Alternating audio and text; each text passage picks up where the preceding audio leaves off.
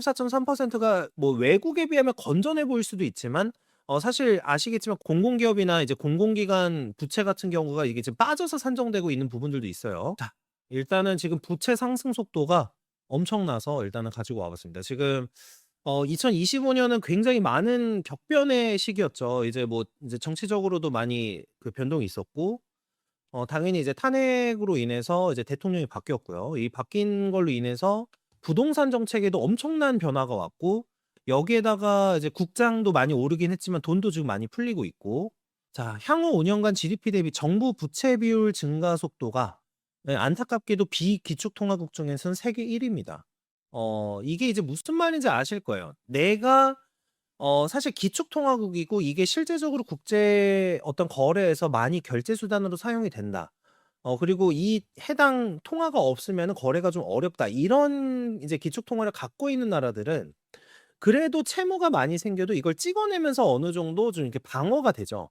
근데 이제 통화를 찍어내더라도 빚이 많아져도 이걸 인제 찍어내면서 좀 방어가 하는 게 가능해지는데, 비기축 통화국 같은 경우에는 사실은 방법이 한국은 사실 비기축 통화국이기 때문에 달러든 유로화든 엔화든 이런 걸 인제 모아야 되는 상황이 되잖아요. 그쵸? 그래서 이런 부분에 대해서 이제 대부분의 사람들이 사실 이게 왜 심각하고 환율이 오르는 게 왜 심각하고 이런 걸 모르는 분들이 굉장히 많아서, 이게 아마 무슨 말인지도 아마 신문 기사에서 보시면서도 이해 못 하시는 분들도 분명 있으실 거예요. 왜 비기축통화국이라는 말이 나오느냐? 이게 이제 그래서 나오는 겁니다.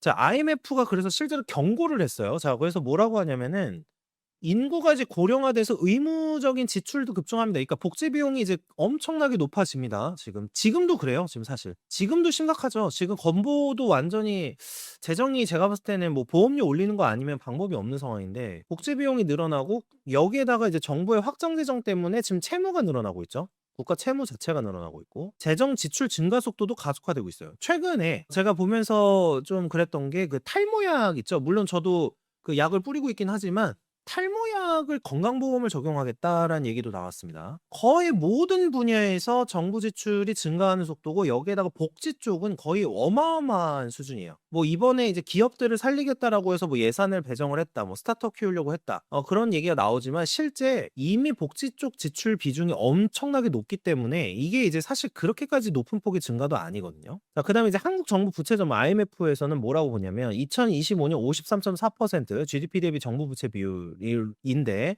2030년에는 64%에 플러스 10.9% 포인트.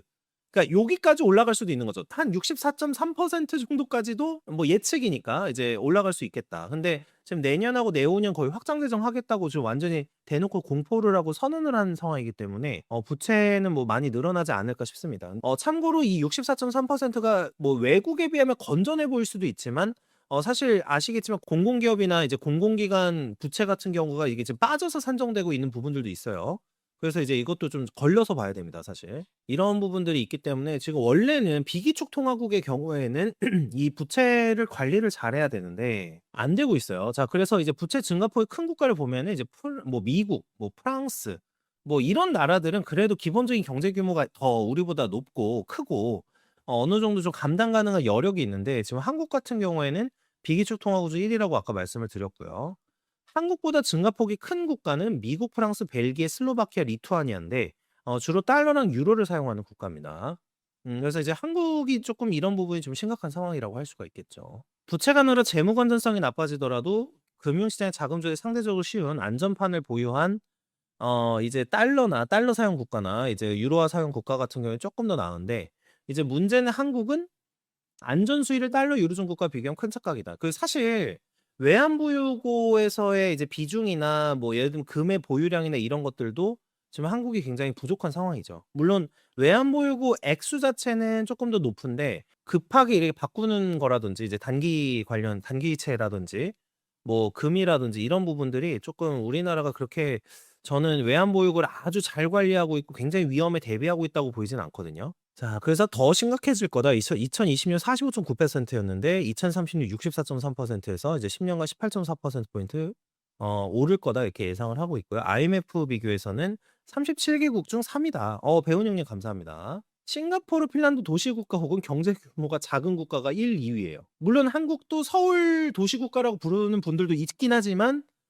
그래도 이제 그런 규모의 국가까지는 아닌데 요런 부분들이 좀 있죠. 자, 그래서 국가 채무 증가율 전망은 2026 8.7, 뭐 8.3, 8.6, 7.5. 근데 이제 명목 GDP는 뭐 성장률이 연 3에서 4% 수준이다. 명목이에요, 명목. 그냥 일반적인, 그러니까 지금 성장률은 또 이거보다 안 나오죠. 이 적자 비율이 계속해서 커진다. 그러니까 지금 국가 입장에서 빚을 지는 거를 좋아해선 안 되는 거죠. 사실 안 되는 건데 모르겠습니다. 뭐 이렇게 하고 이제 돈 찍어내려고 하는 건지 모르겠습니다, 솔직히. 빚 늘려놓고 그냥 찍어내면 되긴 해요. 근데 이제 이러면 온갖 피해를 서민이 입게 되겠죠. 당연히 서민이 입게 될 거고. 자, 부채가 늘어나는 원인. 부채 증가가 늘면 원리금을 갚기 위해서 더 많은 예산을 써야 된다. 그러면 국채를 더 찍어내야 되고 이게 이제 금리 상승으로 이루어진다. 뭐 이게 너무 당연한 얘기죠. 이제 국채를 더 찍어내고 근데 문제는 국채를 발행을 이제 엄청나게 한 다음에 이제 금리를 높인다? 생각을 좀 해 봐야겠죠. 해외 사례 같은 경우에 미국은 뭐 워낙에 유명한 이제 고질적인 재정 적자를 갖고 있죠. 뭐 국가 부채 규모가 뭐 천문학적이죠. 그래서 이제 30년물 국채 금리가 상승을 하죠. 자, 왜 프랑스 같은 경우에는 이제 국가 신용등은 강등됐고요. 30년물 국채 금리는 3개월간 0.3% 포인트가 올랐습니다. 자, 한국의 경우에 자, 2026년 예산이 728조 원이에요. 역대 최대고요. 적자 국채가 110조 원 발행으로 지금 이제 나오고 있죠. 110조. 자, 국고채 30년물 금리가 최근 1년간 플러스 0.8% 포인트 올랐습니다. 부채 증가는 환율과 물가에도 어떻게 되느냐? 부채 증가는 장기적으로 환율과 물가에도 영향을 미친다. 당연한 얘기고요. 자, 부채 상환 부담을 줄이기 위해서 통화 발행량을 늘릴 가능성이 높죠. 그리고 이 방법을 제일 국가들이 선호하죠. 일반 국민들이 모르니까. 통화 발행을 했을 때 어떤 효과가 있고 이게 어떤 식으로 자기 자산에 영향을 미치는지를 한국뿐만 아니라 사실 외국의 경우에도 모르는 경우가 많습니다. 이런 통화 발행이 가장 소위 말한 저항이 적은 방식의 부채 상환 부담을 줄이는 그런 방법이기 때문에 뭐 많이 이렇게 해왔죠. 계속 해왔죠. 계속. 이거에 대한 반동으로 지금 뭐 금이라든지 비트코인이라든지 약간 이런 투자가 지금 중요하다 이렇게 많이 얘기를 하는 거고요, 지금 사실. 왜냐면 이 구조로 계속 갈 거니까. 이 구조로 계속 갈 거니까 그러면 개인의 입장에서 재산을 불리거나 최소 유지를 하려면 뭘 해야 되지? 그러니까 이제 대부분 선택하는 게 서울 부동산, 금, 은, 비트코인 뭐 이거 등등등 이런 걸 하고 있죠, 대부분. 자, 그래서 결과적으로는 통화 발행이 또 늘어난다. 자, 이렇게 되면은 물가가 상승되고 원화 가치가 또 하락이 되니까 다시 또 이게 이제 물가로 전가가 되겠죠. 이제 계속해서 이제 서민들은 악순환에 빠지게 되고요. 아까 그 제가 추천드렸던 그 터키 영상에서 최근 4년 정도 동안 물가가 150% 오른 걸로 나오는데 3년 정도죠. 2022년 기준이니까. 완전 폭등했을 때보다 조금 떨어지고 나서 이제부터 재도 지금 그런 상황이어서 터키 같은 경우에도 그런 장면이 나와요. 뭐 먹거리 이제 너무 먹거리 물가가 너무 높아서 이제 외부 가게나 이런 데서는 못 사 공공식당을 이용하는 장면이 나옵니다. 이제 공공식당이 의사나 변호사도 공공식당을 찾는다. 근데 뭐 공공식당 찾는 거는 별로 문제는 아니에요. 그쵸? 싸게 이제 준다고 하니까 이렇게 되는데 일반 이제 음식점에서 파는 음식의 가격이 너무 높아졌다. 이게 이제 문제고 여기에다가 채소 같은 이제 음식 재료 같은 경우도 대부분 심지어 그리스로 원정을 가서 장을 보고 오고 있다. 그리스에 가는 비용을 합쳐도 그리스 가서 사는 게 싸다. 이런 거였어요. 그쵸. 우리도 식량안보 예전에 제가 대학교 때 굉장히 유익한 수업이 하나 있었는데 저희 교양 중에 인간과 식량이라는 수업이 있었어요. 지금도 있는지 모르겠어요.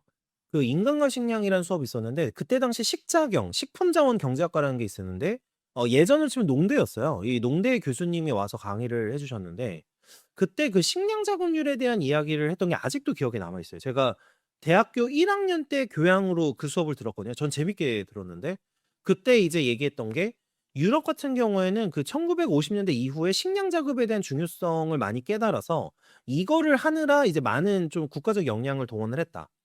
그리고 그것 때문에 이제 유럽과 뭐 한국이 저기 FTA나 이런 걸 체결할 때 그쪽이 초과 생산되기 시작했다. 그 농산물이라든지 어획량이라든지 이런 게 뭐 추가적으로 생산이 되다 보니까 세계적인 식량 수출 국가들이 돼 버렸다 유럽이. 뭐 이런 얘기를 했었어요. 그리고 한국의 경우에는 쌀 정도만 그때 당시 자급이었고 지금 아마 70-80% 수준일 거고요. 그리고 우리가 이제 빵을 많이 먹잖아요. 빵을 많이 먹으면 밀자급률이 엄청나게 낮았어요. 제가 정확한 수치까지는 기억이 안 나는데 한 거의 5% 미만, 1%에 가까운 수준이었거든요.